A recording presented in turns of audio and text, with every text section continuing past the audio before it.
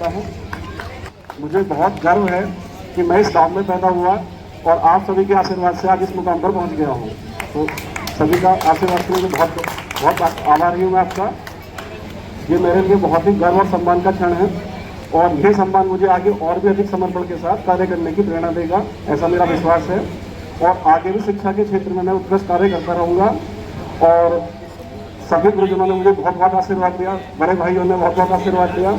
अब थोड़ा सा जैसे कि सर ने पूछा था कि भाई ये पुरस्कार किस लिए दिया जाता है, कैसे इसकी चयन प्रक्रिया होती है।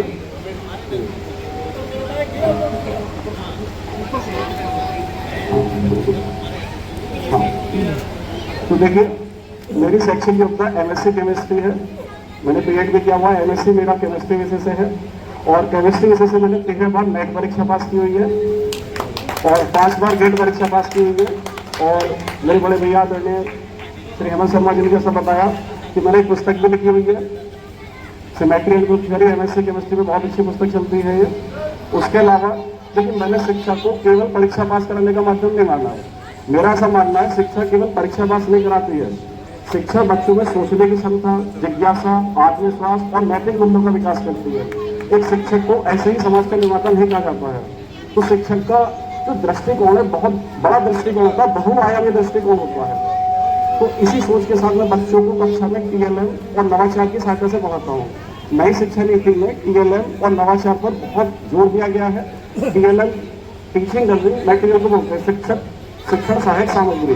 पढ़ाने के लिए मॉडल यूज करते हैं, जैसे गणित में क्यूब बच्चों को सिखाते हैं, क्यूब का आयतन इतना होता है। तो बच्चों को मैं क्यों दिखाता हूँ रियल में कि क्यूब ऐसा होता है, ये इसका पृष्ठ होता है, पृष्ठ क्षेत्रफल ये होगा इसका। शंकु बना के दिखा देता हूँ, शंकु के पृष्ठ क्षेत्रफल का ये मतलब है, उसमें नीचे वृत्ताकार भी होता है।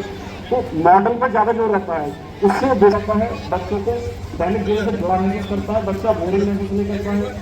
और नवाचार होते हैं जो नए तरीके होते हैं पढ़ाने के लिए। वर्ष 2024 और 2025 लगातार 2 वर्षों से हापुड़ डाइट में उसमें हापुड़ और गाजियाबाद दोनों डाइट से कंबाइंड टीचर्स आते हैं, दोनों जनपद के, हापुड़ के लिए और गाजियाबाद के लिए। तो मेरे नवाचार को पिछले 2 वर्षों से लगातार यहाँ पे प्रथम पुरस्कार मिल रहा है। तो ये भी उपलब्धि है मेरे टीएलएम के लिए। वर्ष 2024-2025 पिछले लगातार 2 वर्षों से मैं मंडल स्तर तक प्रथम आ रहा हूँ। तो ये टीएलएम और नवाचार की उपलब्धि में शामिल किया जाता है। इसके अलावा ये पुस्तक लिखी, ये शिक्षण सहायक सामग्री हो गया, मेरी शैक्षिक गतिविधि हो गया। इसके अलावा मुझे जितने भी विभागीय कार्य दिए जाते हैं उनका मैं बहुत निष्ठापूर्वक निर्वहन करता हूँ। जैसे मैंने यहाँ पर जुलाई 2024 में ज्वाइन किया था हापुड़ जनपद में। इससे पहले मैं अमरोहा में था। तो सरकार के बहुत सारे कार्यक्रम चलते हैं। एक सरकार का कार्यक्रम चला था Khan academy. Khan academy platform में जो बच्चों को ऑनलाइन टीचिंग देती है। बच्चा घर पर किसी भी समय किसी भी सब्जेक्ट की वो वीडियो देख सकता है, उसके क्वेश्चन आंसर कर सकता है। तो यहाँ पर हापुड़ जनपद में खान अकेडमी का परफॉर्मेंस बहुत ही लो था, 19% की प्रगति थी और जनपद लो परफॉर्मिंग कैटेगरी में था।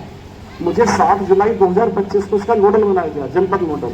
तो मैंने जनपद के सभी कॉलेज के टीचर्स की एक मीटिंग ली, जो नोडल टीचर्स थे उनको इस एकेडमी के बारे में बताया, कैसे रजिस्ट्रेशन करना है, क्या इसकी प्रक्रिया होती है, कैसे बच्चों को जोड़ना है।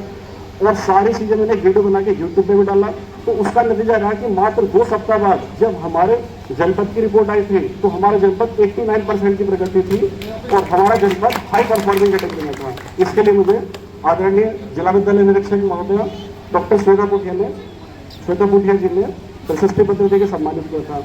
इसके अलावा बाद में कार्यक्रम आया विकसित भारत प्लेटफॉर्म।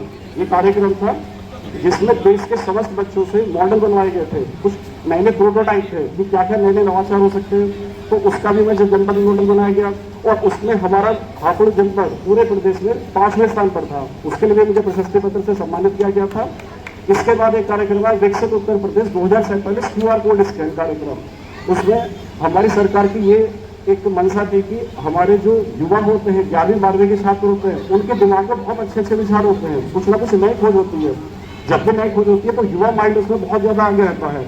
तो उसमें सरकार कहता है कि सबसे सुझाव मांगे जाए, उस सुझावों की समीक्षा की जाएगी और उस समीक्षा के आधार पर नीति निर्माण में हमें सहायता मिलेगी कि 2047 तक हमारा देश किस तरह से विकसित हो सकता है आज़ादी के ठीक 100 वर्षों के बाद में। तो उसमें हमारा जनपद बिल्कुल आखिरी पायदान में था जब मुझे नोडल